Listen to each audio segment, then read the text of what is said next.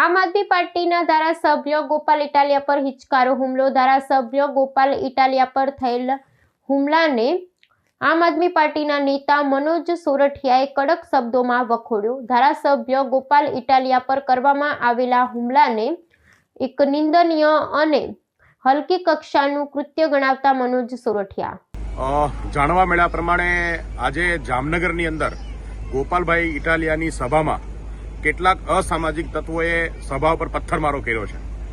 આ ખૂબ જ નિંદનીય અને બહુ હલકી કક્ષાનું કૃત્ય છે. કેટલાક પોલીસવાળાની સાથે આ અસામાજિક તત્વ સભા સુધી આવી પોલીસવાળાની વચ્ચે રહી અને પથરાવ કરવાનું કામ આ હલકી માનસિકતાના લોકોએ કર્યું છે. હું સીધું કહેવા માંગુ છું કે હર્ષ સંઘવીએ ગોપાલ ઇટાલિયાની સભામાં પોલીસવાળાની સાથે રહી અને આ હુમલો કરાવવાનું કૃત્ય કર્યું છે. આમ આદમી પાર્ટીની જે મુહિમ આખા ગુજરાતમાં ચાલે છે એમાં સૌથી મોટું આજે જો કોઈ તકલીફ હોય તો ભાજપના લોકોને છે અને ભાજપના લોકો આવા અનેક કાંડ અત્યાર સુધી કરી ચૂક્યા છે.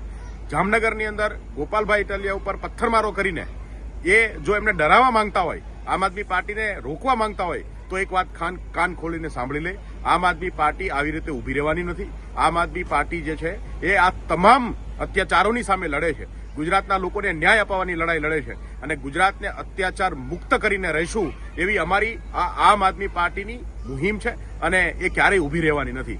ગોપાલભાઈ આવી રીતે તમારા આવા હુમલાઓથી, તમારા આવા પથરાઓથી ડરવાના નથી અને આવી કોશિશ બીજી વાર કરવી પણ નહીં. જય હિન્દ.